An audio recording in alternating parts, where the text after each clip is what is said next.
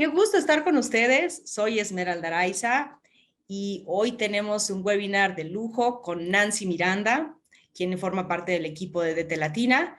Y antes de entrar de lleno al tema que vamos a hablar hoy, que es Design Thinking para la idea, para la inclusión, diversidad, equidad y accesibilidad, me voy a permitir leer su biografía, que es bastante extensa, para que vean que justo hoy tenemos una gran expositora. Nancy Miranda es experta en recursos humanos con más de 10 años de experiencia en áreas como reclutamiento, desarrollo organizacional y consultoría. Ha brindado sus servicios a importantes compañías como Oxxo, Coparmex, Michael Page, Ion México, entre otras. Ha sido docente y mentora para incubadoras, emprendedores y talento joven para el desarrollo de skills para el futuro, como lo es la agilidad. Es fundadora y consultora de innovación en recursos humanos en WorkFolks y mentora en Collective Academy también. Nancy es licenciada en Administración por la Universidad Autónoma de México y cuenta con 2 maestrías, una en Administración de Personas en las organizaciones de la Universidad de Navarra y otra en Administración de Proyectos por la Universidad Panamericana. Cuenta con una especialidad en Gestión de Capital Humano y un diplomado en Gestión del Cambio.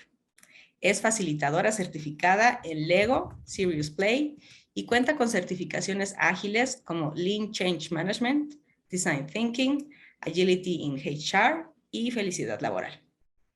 Nancy es apasionada de acompañar a las personas hacia la aceptación de sus talentos y desarrollo de nuevas habilidades, generando espacios de trabajo más felices, innovadores y productivos. Es esposa y amorosa mamá de una niña. Disfruta del arte culinario y la creación de novedosos platillos. Nancy, qué gusto tenerte hoy en este foro de DT Latina para que nos platiques del Design Thinking y cómo podemos aplicarlo en nuestras estrategias de idea, de inclusión, diversidad, equidad y accesibilidad. Bienvenida. Muchas gracias, Esme. Gracias por esta presentación y la verdad es que yo muy contenta de estar aquí en este espacio y que podamos hablar de innovación en diferentes ámbitos, ¿no? Entonces, bueno, yo súper feliz de estar por acá. Me encanta. Pues adelante, somos todos tuyos.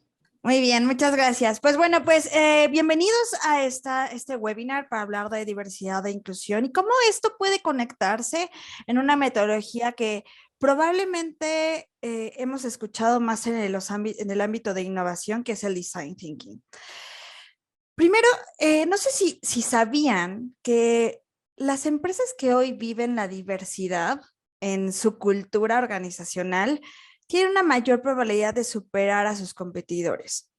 Y eso es porque la diversidad implica mucho cambio de procesos, mucho cambio de cultura y eso conecta directamente con el negocio, lo cual de hoy quien me diga que hablar de diversidad e inclusión no es estratégico, creo que estamos hablando de otro mundo.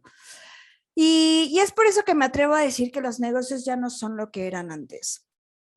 Hoy hemos vivido, gracias a la pandemia, una aceleración en temas de innovación, ¿no? Una necesidad de innovar, de ser más competitivos, de ser más flexibles al cambio, lo cual la pandemia nos ha obligado a cambiar nuestros hábitos, tener nuevos hábitos, la manera en cómo nos enfrentamos al cuidado de nuestra familia y sin duda el cómo podemos ver con un nuevo enfoque lo que es bienestar.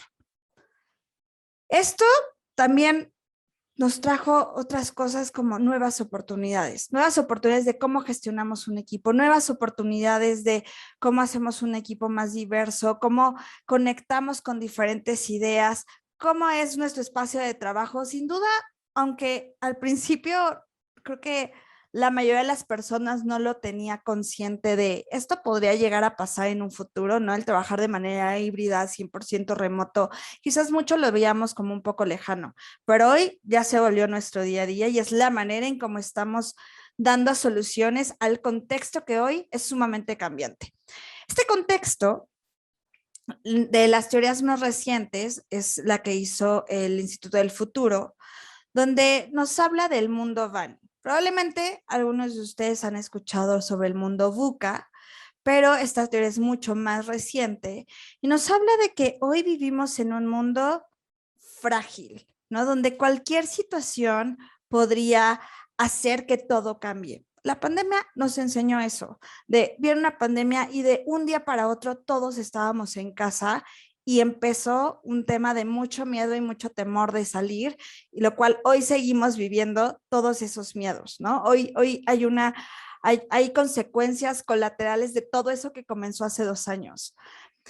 Es un mundo donde vivimos la ansiedad, ¿no? Vivimos una ansiedad a tope. Es por eso que quizás muchas empresas, cuando comenzó todo este tema, también empezaron a hablar de ponerle más foco a la meditación, al mindfulness, ¿no? Al poner mucha atención en tus emociones, porque claro, ¿no? Estar encerrado en tu casa, sabiendo que hay una pandemia y sabiendo cuánta gente está quizás ya no pudiendo contar, ¿no? Las situaciones a futuro, pues entonces eso causa ansiedad y creo que es sumamente normal.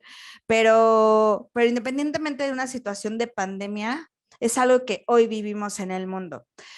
Es un mundo no lineal y esto nos referimos a que no estamos seguros, y creo que está muy conectado con el que sigue, con el que es un mundo incomprensible, de nunca estamos realmente seguros de algo que va a suceder, va a tener consecuencias y esas consecuencias las entiendo perfectamente, ¿no? Hoy estamos hiperconectados y sabemos que una situación podría impactar en cosas que ni siquiera hemos alcanzado a ver. Es por eso que mucha gente, pongo mucho el ejemplo de la pandemia porque creo que todos estamos en ese contexto, porque la pandemia es, todavía no alcanzamos ni siquiera a ver cuáles van a ser totalmente las consecuencias de una pandemia en temas económicos, mercado laboral, mercado mercantil, el tema también de ambiental. O sea, todavía ni siquiera alcanzamos a ver cuáles van a ser todas esas consecuencias de algo que inició hace 2 años. Es incomprensible el mundo ya para nosotros de tantos cambios tan rápidos que vivimos en el día a día. Y entendiendo que estamos en ese mundo, que cambia rápidamente, que donde tenemos que ser altamente flexibles y accionar bajo esos cambios, siempre viene la pregunta de, bueno, ¿y cómo me enfrento a todo esto que sí, me podría hacer sentido? Y sí, yo también lo he vivido, sí, yo también me he sentido ansioso, sí, a mí también se me ha hecho difícil planear, porque no es tan incierto el futuro que ni siquiera sé si valdría la pena hacer una planeación estratégica de 3 años. Sí, probablemente has vivido todo eso. Y hoy te quiero decir que una manera de poder hacer esa planeación es pasar de ese pensamiento tradicional donde siempre buscamos como esas mejores prácticas. Seguramente has escuchado de estas grandes empresas en Silicon Valley, ¿no? De Google, Amazon, un Tesla, donde todos son grandes referentes para las industrias, también para un tema de diversidad, ¿no? Donde escuchas que están haciendo un montón de prácticas, un montón de iniciativas que ya no, ¿no? Y justo recuerdo que Elon Musk hace un par de años hablaba mucho sobre él no tomaba tanta importancia en la academia como en la educación tradicional, pero sí tomaba mucha importancia en los skills de las personas y los skills a futuro. Y eso habla mucho de su mentalidad es más importante tener un equipo diverso, ser inclusivo y no irme hacia esta mentalidad tradicional de necesitamos las mejores prácticas, ¿no? Necesitamos copiar al de enfrente, necesitamos estar 100% enfocados a cumplimiento y ser reactivos ante lo que pasa, ¿no? Estas empresas ya cambian toda esta mentalidad, pero en este esquema tradicional, lo que logramos, y probablemente no sé, me gustaría que pudieras reflexionar si has estado ahí. ¿Qué has logrado? Quizás te has sentido con resultados estancados, ¿no? Eh, limitas tu creatividad porque estás viendo lo que hace tu competencia y quieres únicamente como tomar, tropicalizar y entonces traerlo a tu propia empresa, o nos limitamos en la entrega de valor. Y quiero aquí empezarme a detener en esta palabra de entrega de valor, porque seguramente has escuchado un poco como en redes sociales de siempre hay que entregarle valor al cliente. Y esto es simplemente poder solucionar los problemas reales que tienen tus clientes. Y esto también hablo de los problemas reales que tienen tus colaboradores, tus clientes internos. ¿Ok? Cuando nosotros nos movemos de este pensamiento tradicional a lo que llamamos un pensamiento de diseño o un pensamiento más hacia la innovación, Hablamos de personas que tienen una mentalidad de crecimiento, personas que están más enfocadas en cómo generar nuevas soluciones, soluciones innovadoras, cómo solucionar problemas complejos.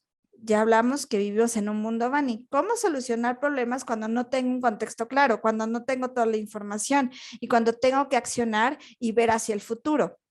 ¿Qué logro cuando incorporo esta mentalidad o el pensamiento de diseño a mi vida?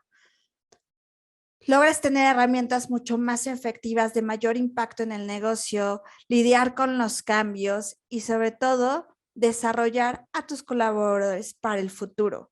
Para el futuro que yo siempre digo, el futuro lo comenzamos a vivir hoy. No podemos ser tan reactivos como quizás hemos sido en muchos años de, claro, veo muy lejano esto de ser híbridos o veo mucho esto muy lejano lo de la digitalización. No lo sabemos, ¿no? Puede llegar una pandemia, puede suceder otra cosa. Y si hoy no comenzamos a desarrollar estos skills y este pensamiento de diseño, será más difícil lograr generar o diseñar programas de alto impacto dentro de mi organización. Como les mencionaba ahorita, lo más importante es que logremos innovación, es decir, generar mejores soluciones que impacten mayormente en el negocio. Pero para lograr esto, lejos de que hoy pueda yo hablarte de una metodología, quiero hablarte de esta metodología desde un enfoque de cambio de mindset. Y esto es porque, aunque yo soy fielmente creyente que aunque nosotros tengamos toda la teoría, ¿no?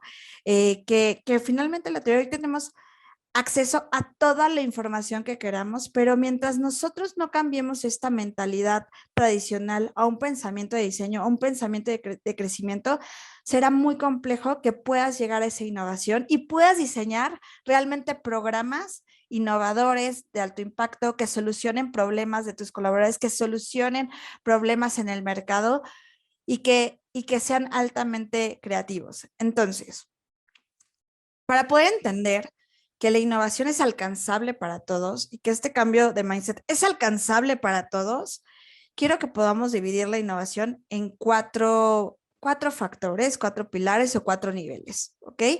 Si vemos estos niveles, primero, todo comienza con la innovación individual. Y recalco ahí de nuevo el cambio de mindset, ¿ok? Para que nosotros logremos innovar es mejorar lo que hoy existe. Ok, entonces tengo que empezar conmigo mismo, entender que yo en mi individualidad puedo ser una mejor persona, puedo mejorar, ¿no? Estar como en mejora continua, pero a nivel individual, y eso está bien. Y si tú no comienzas por ahí, será muy difícil que pases a los siguientes niveles. Lo que sigue es la mejora de productos y servicios, donde la mayoría de las empresas entran en este proceso, como de cómo generamos un mejor servicio, cómo somos más competitivos, ¿no? Pero saltan directamente acá y ahí es donde podría haber como un poco de incongruencia y no alcanzar a impactar como ellos quisieran. Y aquí es el producto que hoy tengo, hacerle una modificación y seguir vigente en el mercado. En el tercer nivel hablamos de innovación en los procesos. Este es el cómo. El cómo yo entrego ese producto o servicio, ¿no? ¿Cuál es mi cadena de valor? ¿Cómo puedo hacer esa modificación para que pueda disminuir costos, para que pueda disminuir el tiempo? Y bueno, de esa manera vamos innovando y bueno, eso podrá impactar también en mi producto o servicio. Y por último, y sin duda la innovación más compleja, tenemos a la innovación disruptiva. Y aquí es donde cuando vemos este tipo de innovación lo vemos inalcanzable. Aquí es donde están empresas como Apple, Google, que son empresas que gran parte de un presupuesto lo tienen puesto en sus áreas de innovación y desarrollo. Y aquí son innovaciones que cambian el mercado. No es imposible de hacer, es más complejo, es más costoso, lleva más tiempo, y ahí sí creo que no todas las empresas es fácil que lleguen a ese punto. ¿Ok? Hay muchísimos factores alrededor de la innovación disruptiva. Pero eso no quiere decir que si no logras innovación disruptiva, no puedes ser innovador. Puedes ser innovador todos los días de tu vida. ¿Ok? Para que nosotros logremos esta innovación, como te decía, existe una gran metodología que es usada desde hace muchos años, que es el design thinking. El design thinking, por su simple naturaleza, nos ayuda mucho a los equipos a crear, a generar diversidad, co-creación, cooperación entre los equipos de trabajo. Yo ahorita quiero que tú también veas esto que te estoy diciendo. Para entrar como en alineación de qué es esto del design thinking, pues como te dice, es una metodología que nos ayuda a enfocarnos en fomentar esta innovación dentro de las empresas y nos ayuda a crear soluciones basadas en necesidades reales o problemas reales que tienen nuestros clientes internos o nuestros clientes externos. Esto no es de, yo creo que si yo hago este producto, entonces yo creo que podrían comprarlo porque yo ya platiqué con una persona y pues yo creo que pues como ella de haber otras 30,000. No, el design thinking rompe estas creencias de tú no puedes diseñar productos y servicios o crear soluciones o generar programas si, si estás sentado en un escritorio. Aquí es hacer mucha investigación, empatizar mucho con el usuario y entonces poder generar soluciones reales y soluciones de alto impacto para la empresa. Ahorita vamos a ver un poco más sobre cómo se hace este proceso. Pero para contarte de dónde surge esto del design thinking, voy a dar unos pasos atrás y me voy a ir a la Universidad de Stanford cuando David Kelley comenzó a hacer esta teoría que antes no se llamaba design thinking, era un proceso de innovación para diseñar productos. No tenía un nombre tal cual. Entonces, David trabajaba en la Universidad de Stanford haciendo todas estas investigaciones y trabajaba con grandes empresas como Apple. De hecho, él fue quien diseñó el primer mouse de Apple hace muchísimos años. Y esto es porque él entendió que lejos de lo que él creía que era lo mejor para el mercado, lo más disruptivo, quizás ese mouse que sea ergonómico, no, o sea, él paró de tener todas esas creencias y entonces fue al mercado a entender cuáles eran los problemas de ese mercado y bajo esos problemas hacer un buen diseño. Pasaron los años y fue hasta 2008 que Tim Brown, que posteriormente se asoció con David, hizo una publicación en la Harvard Business Review y todo ese proceso que ya tenía muchos años en hablarse, él le llamó ya Design Thinking. Cómo este pensamiento de diseño y esta metodología me ayuda a generar innovación, lo cual fue mucho más fácil a partir de 2008 para muchas empresas, para muchas consultoras, poder adoptar este pensamiento de diseño, porque digamos que Tim Brown ya le había puesto nombre a una guía de cómo tú puedes generar esto dentro de tu empresa.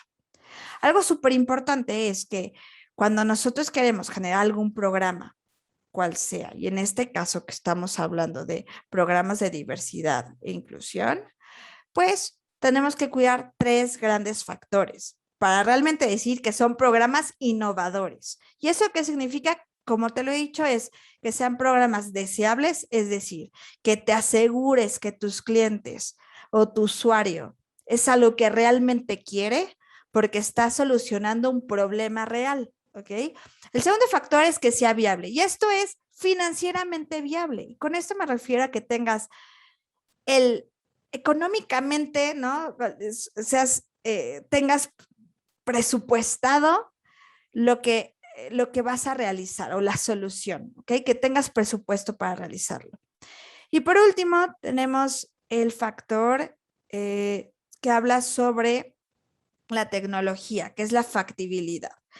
Tengo la tecnología y los recursos necesarios, no recursos económicos, ¿no? Temas de recurso intelectual, recurso humano, tecnología necesaria para generar esa solución. Cuando yo logro conectar estas tres cosas, entonces estoy hablando de innovación. Si alguna de estas no está vinculada, no es una innovación real dentro de una empresa o para dar solución a algún problema. Entonces, cuando yo entro al design thinking, cuando yo comienzo a hacer este cambio de mindset, yo utilizo ambos hemisferios, el hemisferio izquierdo y el hemisferio derecho. Y entonces, al yo utilizar ambos hemisferios, el mismo proceso de design thinking me permite ir de un pensamiento convergente a un pensamiento divergente y entonces aunque no todo es ideación y creatividad y wow, me la paso súper bien en un proceso de design thinking, ¿no? En un proceso de design thinking voy generando muchas ideas, tengo que hacer mucho análisis, después tengo que probar, después tengo que hacer mucho análisis. Y es un proceso que lo que hace es juntar ambos mundos, el mundo creativo y el mundo del negocio. Y de esa manera yo puedo realmente enfocar todo mi esfuerzo a solucionar problemas de alto impacto en un proceso que me da una guía para poder finalmente diseñar y crear esa solución. Solución que no se quede estática, porque el proceso de design thinking es sumamente cambiante y tenemos que ser súper flexibles para cambiarlo.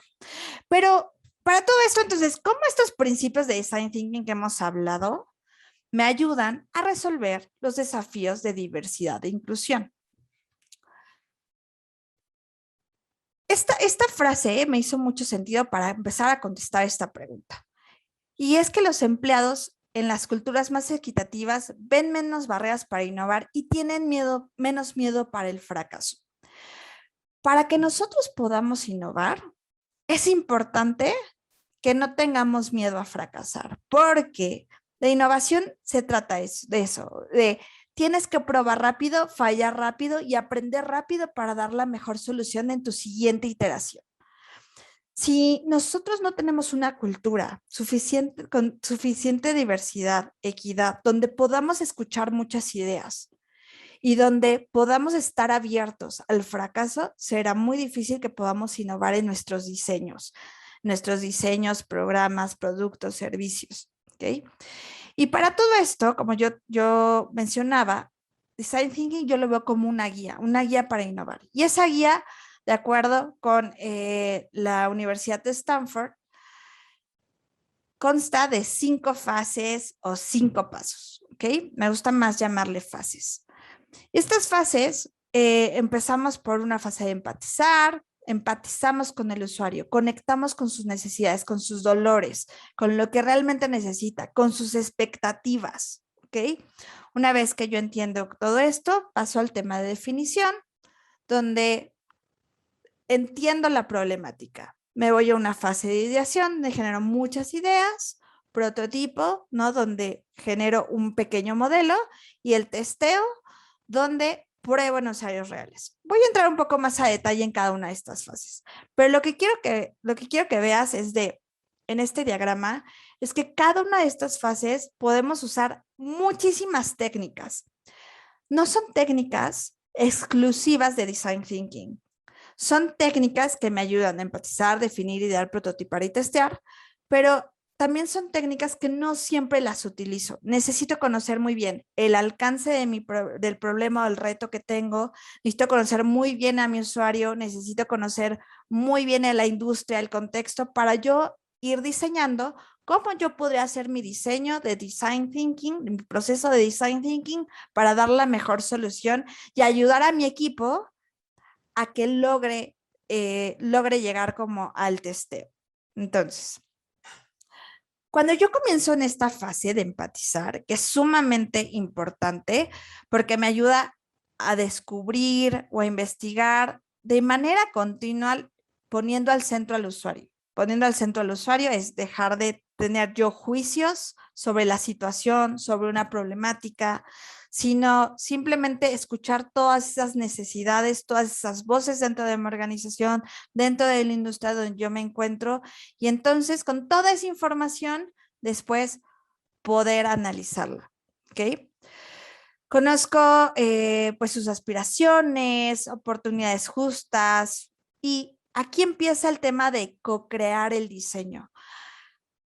Aquí es donde viene por sí misma, dentro del design thinking existe la diversidad y la inclusión. Si no tenemos suficientes personas con alta diversidad en el equipo de design thinking, probablemente no sea una solución tan innovadora. Necesitamos personas con diferente background, diferente cultura, diferentes experiencias, es más, hasta diferentes formas de ser educados, y será la mejor manera de generar ideas diversas.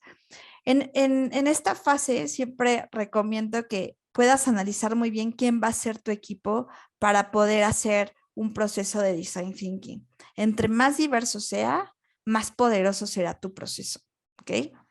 Una vez que pasamos la fase de empatizar, donde tenemos toda esta información, un mundo de información con diferentes técnicas, llego a la fase de definir. Y aquí es que puedas reconocer obstáculos y problemas principales para lograr desarrollo e innovación. Estos problemas o estos obstáculos los puedo ir seleccionando o midiendo de acuerdo a lo que tiene mayor impacto. Mayor impacto para el negocio, mayor impacto para la estrategia. Y de esta manera, aunque yo tenga, porque obviamente todas las empresas tienen muchísimos problemas, pero entonces si yo quiero revisar en este caso, ¿qué temas o qué problemas vivimos en temas de diversidad, equidad e inclusión? Entonces, bajo esos problemas, ¿qué de todo ese mundo de situaciones son las que tienen mayor impacto y son a las que tendremos que dar una solución mucho más rápida? ¿Ok? En esta fase es súper importante poder conocer o lograr dar o generar la pregunta correcta. Existe una metodología o una técnica que se llama How Might We, que nos ayuda a poder generar preguntas desde el cómo podríamos y, y el design thinking cuando es una de las técnicas más utilizadas porque de manera inmediata cuando nosotros empezamos a hacer este cambio de un problema a un reto gracias a esta pregunta, nuestra mente, y eso es un estudio que se hizo, nuestra mente inmediatamente comienza a generar nuevas ideas, porque habla lo hacemos en equipo, cómo podríamos dar una solución a, no, X situación. Nuestra mente comienza a solucionar, empieza a generar soluciones, pero también viene implícito una pregunta donde no estoy yo solo dando una solución. Tengo un equipo diverso, tengo un equipo que está dispuesto a solucionarlo conmigo. Y entonces cuando yo paso por esta fase de empiezo a generar estas ideas, ¿no? De esa definición de esa pregunta, esa definición de ese reto me permite comenzar a generar ideas. Y aquí creo que me parece la fase más divertida de design thinking, pero también puede ser la más retadora. Si no estamos acostumbrados, o si en mi empresa no hay una cultura de no error al fracaso, de no miedo al fracaso, perdón, si no hay esta cultura de no miedo al fracaso, es muy difícil poder tener una ideación disruptiva. Y esto es porque la ideación es más importante la cantidad que la calidad de las ideas. Es, ¿cómo puedes solucionar eso que ya definiste? De todas las maneras que se te ocurran, sin pensar de, no, porque si digo esto, entonces mi jefe va a pensar que yo, o sea, todo el juicio de valor en tus ideas tiene que quedar fuera de esa sala donde estamos haciendo el proceso de ideación.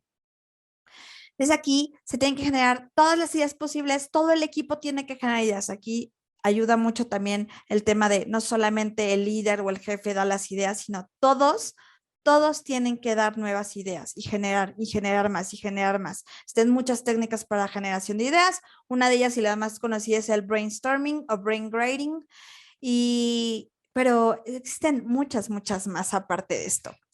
Una vez que yo tengo todas estas ideas, que tengo que generar muchísimas, tengo que seleccionar cuáles de esas ideas son viables, factibles y deseables. Recuerdas que cuando hablábamos de estos tres factores, ¿no? Que si no tenemos estos tres factores es muy difícil llevar a la innovación. Y ahí es donde viene este pensamiento más de análisis o de negocio, ¿ok? Tengo 200 ideas y de esas 200 empiezo a evaluar cuál es deseable, cuál es factible y viable, ¿no? Entonces, cuando yo logro entender cuáles de estas ideas cumplen con estos tres factores, entonces comienzo a pensar en prototipar. Y prototipar es poder generar un producto mínimo viable, que puede ser hasta de muy baja fidelidad y ni siquiera ser un producto mínimo viable. Puedes empezar a probar una idea, como vemos en esta imagen, en hojas de papel tal cual, un dibujo, donde comiences a generar o a materializar la idea que seleccionaron como equipo, que era la mejor para pasar a la última fase, que es la fase de testeo. Esta fase de testeo es ir con usuarios reales, con usuarios que están viviendo o que tienen esta necesidad problemática que tú detectaste al inicio, ir con ellos y poder conocer si ese prototipo que tú generaste y esa idea que tú generaste realmente soluciona su necesidad, su expectativa o el problema que tiene. Cuando tú tienes esta retroalimentación de este usuario, donde tienes que tener mucho cuidado de no sesgar sus respuestas, generalmente es cuando comenzamos de nuevo el proceso. Es muy difícil que nosotros podamos diseñar un programa dentro de nuestra empresa o diseñar un nuevo producto si nosotros no vamos, si nosotros hacemos una única iteración de design thinking. Por lo menos tendrías que hacer otra iteración para, de acuerdo a ese testeo, poder regresar a alguna de las fases anteriores y entonces volver a probar tu prototipo. Esto que ayuda a que tienes información del usuario para poder hacer después una implementación, disminuir tus costos, disminuir los riesgos en el momento que decidas invertir en una nueva solución. Como lo mencionaba ahorita, el mismo proceso de design thinking trae en los skills de las personas un tema de no miedo al fracaso, un tema de necesitamos un equipo diverso, necesitamos la inclusión para poder aceptar, entender las ideas de todos los que están en este equipo y entonces eso permea en mi cultura organizacional. Ha sido una gran metodología para hacer cambios dentro de las organizaciones, para generar culturas más innovadoras, más inclusivas, donde haya más colaboración y más co-creación dentro de las organizaciones. No necesariamente tienes que hacer un proceso de design thinking donde la solución sea sumamente disruptiva. Recuerda estos niveles que hablábamos, donde tú puedes generar un proceso de design thinking muy rápido, pero de muy alto impacto. El pensamiento de diseño no es un sprint, no es una iteración, es un proceso continuo. Y es por eso que yo siempre digo, el design thinking se vuelve algo así como tu filosofía de vida. Cuando tú comienzas a entrar a este mundo de innovación, todo lo que pasa en tu vida lo empiezas a ver con cara de esto lo puedo mejorar. Y eso realmente es lo que deberíamos de buscar. No tendríamos que buscar que una persona sea como aquí en la empresa tienes que ser muy innovadora, pero en tu casa tienes que ser la persona más cuadrada del mundo. No, esto se hace parte de los skills de la persona. Es si vamos a ser innovadores, si vamos a ser personas altamente creativas, comenzamos a ser altamente creativos en todos los ámbitos y en todos los roles que tenemos en nuestra vida.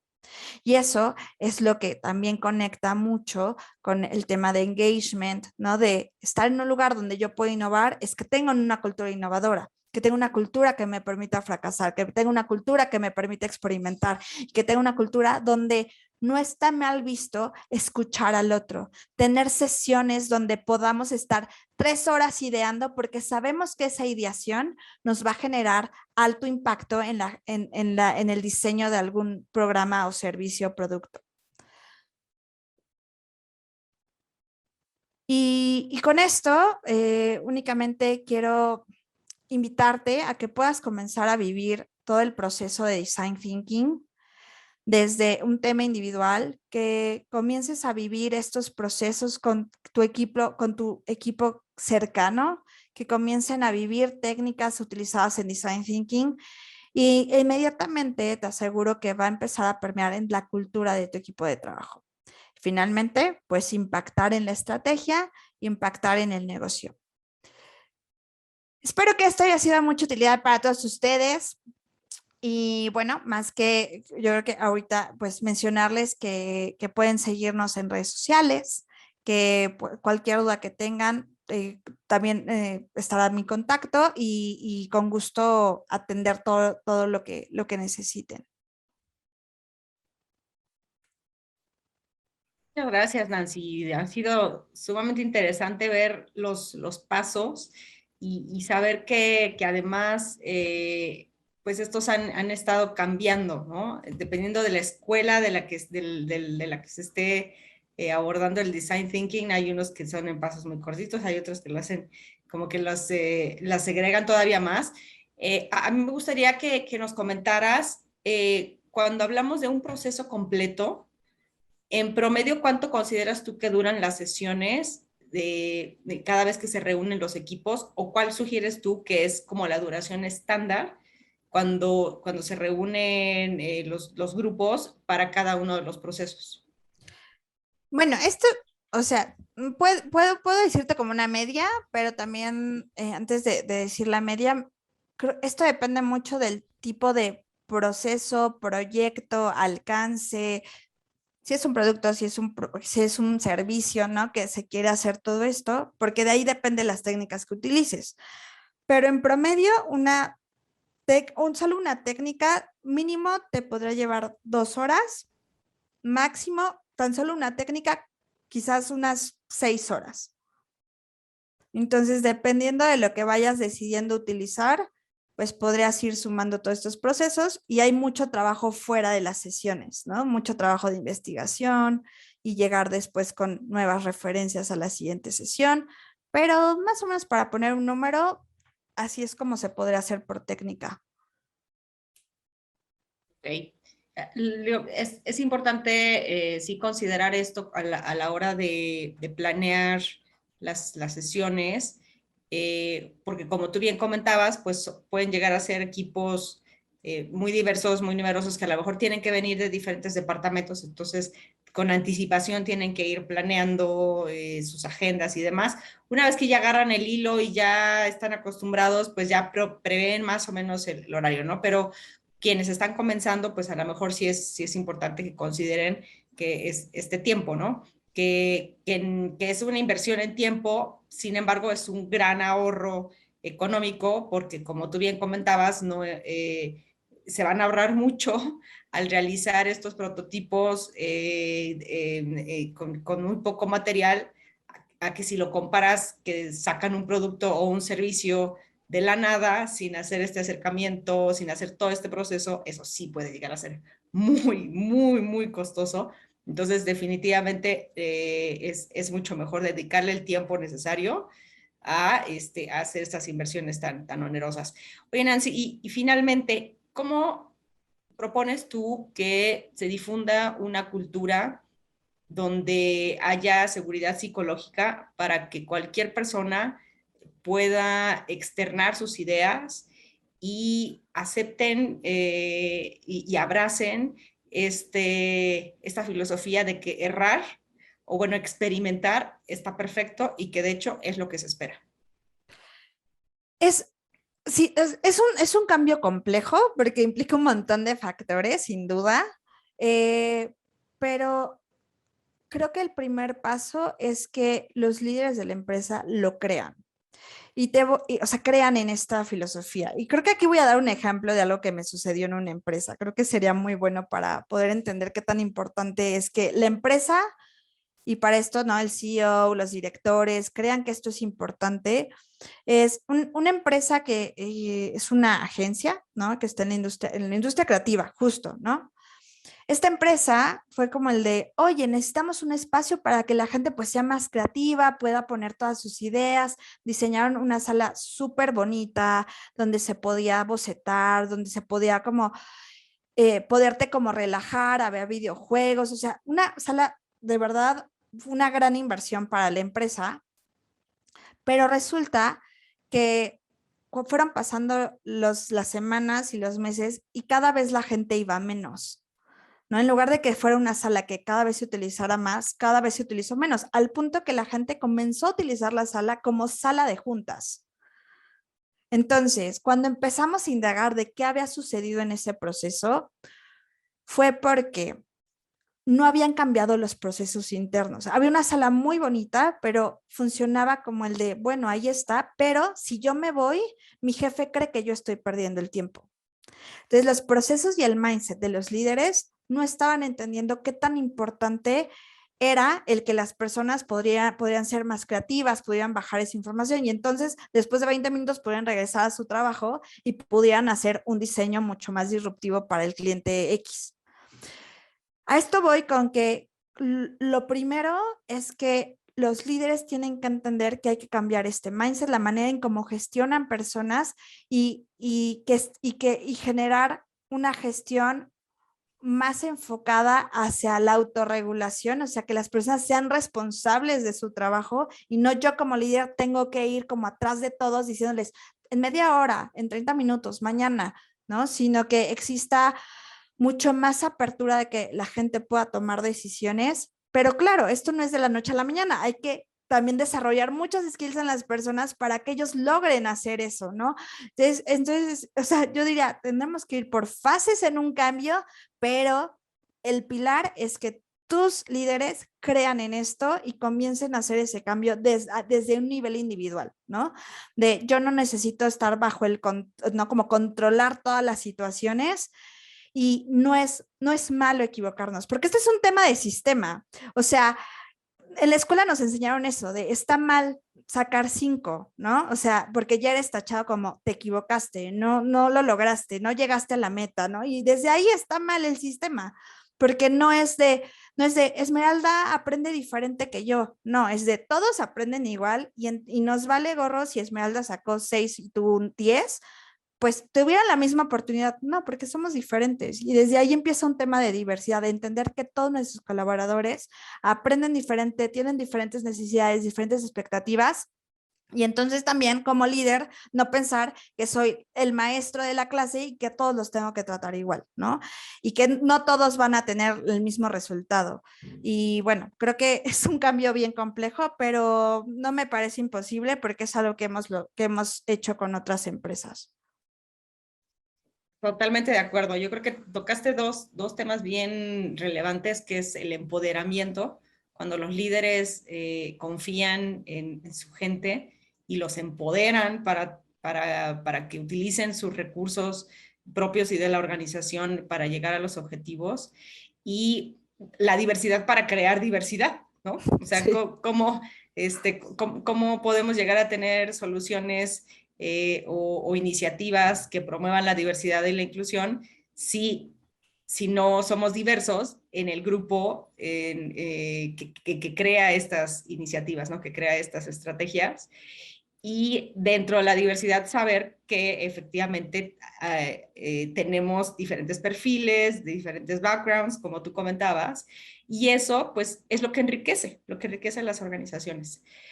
100%. Nancy, te agradezco enormemente que nos hayas compartido tu experiencia en este tema tan relevante y el hacer esta conexión entre la idea, la inclusión, diversidad, equidad y accesibilidad y el design thinking. Hay mucho que hacer y hay que aprovecharlo, y nos abriste este espacio, esta mente con tu ponencia. Muchísimas gracias. Muchas gracias, Esme. Un abrazo.